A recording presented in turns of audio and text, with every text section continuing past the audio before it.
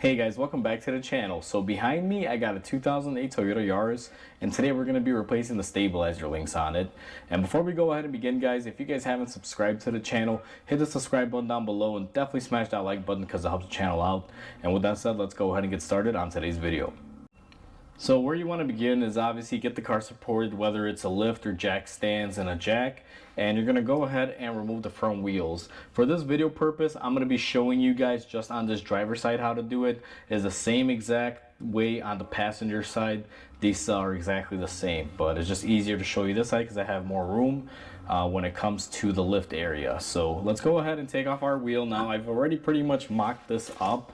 I already had the wheels off because we did some other work to this vehicle that there will be a few videos on. But right now it's time to replace the stabilizer link. So let me get you guys zoomed in there and show you how we do this. With the wheel out of the way, we have access to our suspension, and this is our stabilizer link right here.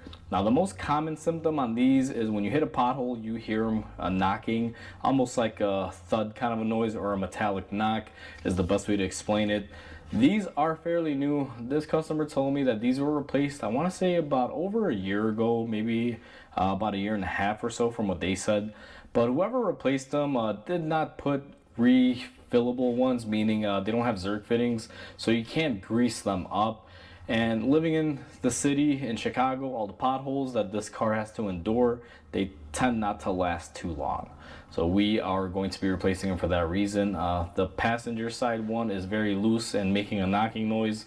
This one, it's a little bit more rigid, but it does have a little bit of slop in it, not a whole lot.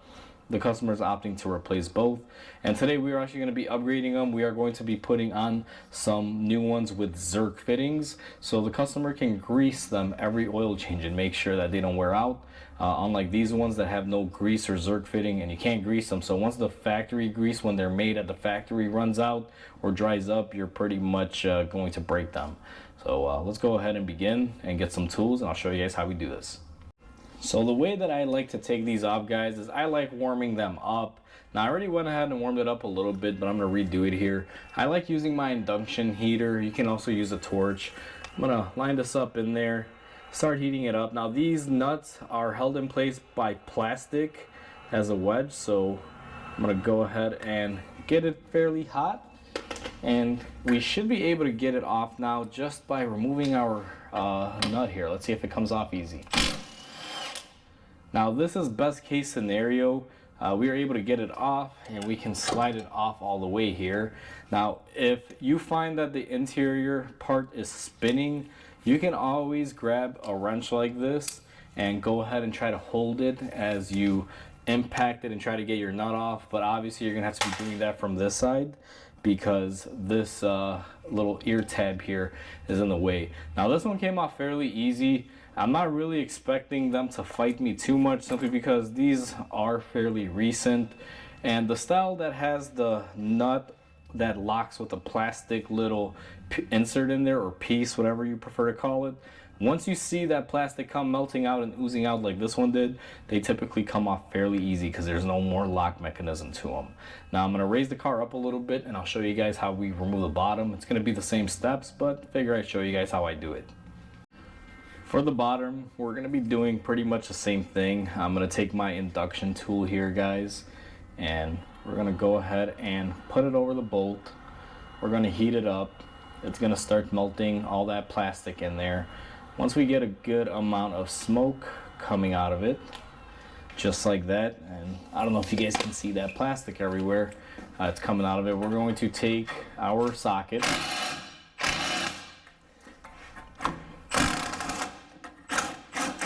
and do the same thing. Now it's a little bit awkward getting in here. I have my socket with my little extension piece that's a wobble bit, and I was able to get in there.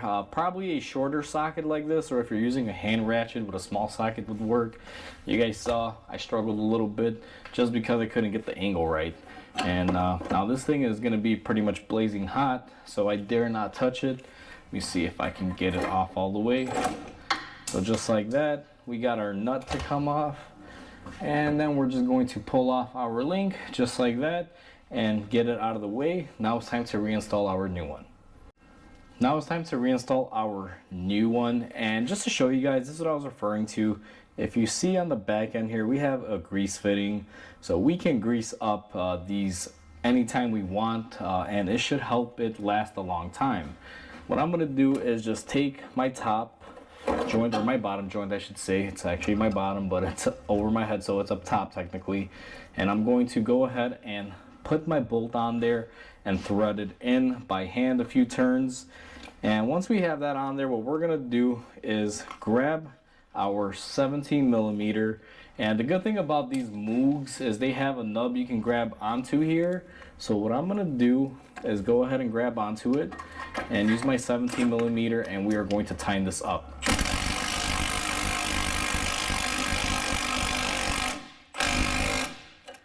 Now it does fight me again because I could use a shorter socket on here, but we tightened it up, and what we did was we held the inside of it using the little square cutout that they give me. And I'll give you guys a little bit of a closer in depth on this style on the bench here. I'll show you all the little attributes of this stabilizer link. And these greasable ones aren't made for every single vehicle out there, but they are for a wide variety. It's kind of hit or miss. Moog makes some good suspension parts. Sometimes they're great, they come with everything like the Zerk fitting. Sometimes they don't, and they're just cheaply made. We just did the bottom half of it and we tightened it up, and I didn't really explain to you what I was doing there. I was going to show you guys this part on the bench, but it's a lot easier just to show you right now in this clip. So when I was holding onto it and I tightened it up, you guys saw that I used my wrench, and where you would put that is going to be on the square cutout profile that we have here. That's where they actually want you to grab onto it if the actual nut and bolt portion are spinning. Now I used these pliers to hold onto it just like that. It's quite simple and easy. What you can also use instead of that is a 18 millimeter. You just got to be careful not to break the boot here. That's the main takeaway on this. But this will hold it into place, keep it from spinning as well. For the top one, I'm just going to use this because this fits in there so much nicely and it's just quick and easy. And that's what I was grabbing onto to hold onto it. You want to be very careful not to disturb the boot on these or break it, so be very mindful of that. What I'm going to do is go ahead and throw it into position here, and sometimes you got to manipulate it and get it through that hole where it mounts into. And then what we're going to do is go ahead and take our bolt and run it through in there and get it just a couple threads by hand. You don't need to go crazy with it and overdo it. And what we're going to do is grab our 18 millimeter that we just showed you. I'm going to grab it on the nub where it's made to hold into, and then just go ahead and tighten this down.